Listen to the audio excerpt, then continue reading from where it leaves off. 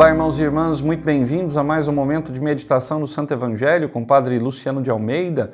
Hoje, terça-feira, dia 9 de julho, e nós, na Igreja de Deus que está cá no Brasil, estamos em festa. E por quê? Porque hoje nós celebramos a festa de Santa Paulina do Coração Agonizante de Jesus, a nossa querida Madre Paulina, que em 2002 foi canonizada pelo Papa São João Paulo II. Então nós vamos pedir hoje, por intercessão de Santa Paulina, que nós tenhamos a graça de compreender cada vez mais e melhor a palavra que um dia ela ouviu e pela qual se apaixonou e decidiu dedicar toda a sua vida. Vamos iniciar então esse nosso encontro? Em nome do Pai, do Filho e do Espírito Santo. Amém. E agora eu quero te convidar a tomar em mãos a palavra que está no Evangelho de Mateus, capítulo 9, versículos de 32 a 38. Naquele tempo, apresentaram a Jesus um homem mudo, que estava possuído pelo demônio.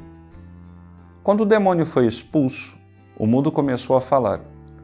As multidões ficaram admiradas e diziam: "Nunca se viu coisa igual em Israel." Os fariseus, porém, diziam: "É pelo chefe dos demônios que ele expulsa os demônios." Jesus percorria todas as cidades e povoados, ensinando em suas sinagogas, pregando o evangelho do reino e curando todo tipo de doença e enfermidade. Vendo Jesus as multidões, compadeceu-se delas, porque estavam cansadas e abatidas, como ovelhas que não têm pastor. Então disse a seus discípulos: "A messe é grande, mas os trabalhadores são poucos. Pedi, pois, ao dono da messe que envie trabalhadores para a sua colheita." Palavra da salvação.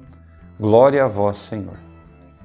Caríssimos, nesse dia em que nós celebramos a festa de Santa Paulina, eu imagino que a cidade de Nova Trento hoje deva estar radiante de tanta alegria, com tantos peregrinos no santuário, fazendo a sua veneração à Madre Paulina. Também acredito que lá no Ipiranga, em São Paulo, o túmulo de Madre Paulina deve estar sendo visitado por muitos homens e mulheres. Nesse dia, nós vemos que Jesus não deixa de cumprir a sua promessa, de enviar trabalhadores para a colheita. Madre Paulina foi uma dessas grandes trabalhadoras que ouviu o apelo de Jesus, que viu a necessidade das ovelhas que estavam como que sem pastor e foi ao encontro dos seus irmãos, sobretudo os mais pobres e necessitados. Jesus, no Evangelho de hoje, primeiramente, tem um embate com os fariseus, que não acreditam na ação de Jesus, que dizem que aquilo que Jesus faz é por ação e obra do demônio.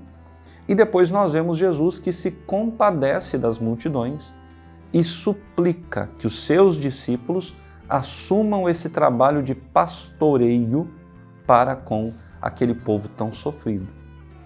Este é o quadro atual da nossa vida. E será sempre o quadro atual da Igreja enquanto ela estiver presente neste mundo.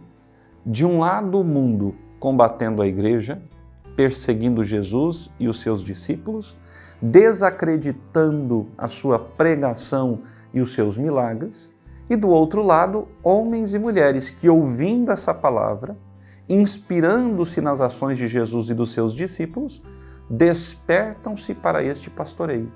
Homens e mulheres que querem continuar seguindo nos passos de Jesus, levando a palavra, levando o conforto, a misericórdia e o amor de Deus a todos os homens e mulheres de boa vontade. Essa é a realidade da Igreja. A Igreja sempre será perseguida, caríssimos, porque perseguido foi o seu divino fundador. Nós não podemos esperar uma Igreja tranquila, aceita pelo mundo, uma Igreja que vive de mãos dadas com a sociedade, com o mundo atual. Essa Igreja não é a verdadeira Igreja. Essa é aquela Igreja que tantas vezes nas profecias, nas revelações particulares, Nossa Senhora disse aos videntes: esta é a falsa Igreja. Ou seja, aquela que quer coadunar-se com o mundo, aquela que quer unir-se aos discursos do mundo, não é a Igreja verdadeira de Cristo. A Igreja verdadeira de Cristo é aquela perseguida. É aquela que não é recebida nos diversos lugares. é aquela que é rechaçada por seus pontos de vista, por sua doutrina, por sua fidelidade ao Evangelho. A igreja que quer adaptar o Evangelho às vontades do mundo para conviver em paz com o mundo, essa é a igreja que traiu o seu mestre. Essa é a igreja que não acredita no poder de Jesus. Essa é a igreja que se comporta como o partido farisaico. Diz crer, mas na realidade nega tudo. Ora, a igreja verdadeira é aquela que vai, ainda que perseguida, ao encontro dos mais necessitados, ainda que perseguida, anunciando a verdade. Quando eu penso, por exemplo, na vida de Santa Paulina, eu não vejo Santa Paulina querendo adaptar o Evangelho às necessidades pessoais de cada um. Santa Paulina foi servir aos irmãos, sobretudo os doentes e necessitados, levando a palavra integralmente, mostrando Jesus na sua plenitude, anunciando àqueles homens e mulheres a doutrina do Mestre, ou seja, a conversão, a vida na graça, a caridade perfeita, o amor a Deus sobre todas as coisas e ao próximo como a si mesma. Foi por isso que Madre Paulina conseguiu tanto êxito na sua evangelização e no seu trabalho caritativo, porque ela sabia que quem estava agindo era Jesus, não era o demônio, não era o mundo, mas era Jesus. E sabia inclusive que não era mérito seu, era dom e graça de Deus. E por isso seu trabalho foi tão frutuoso.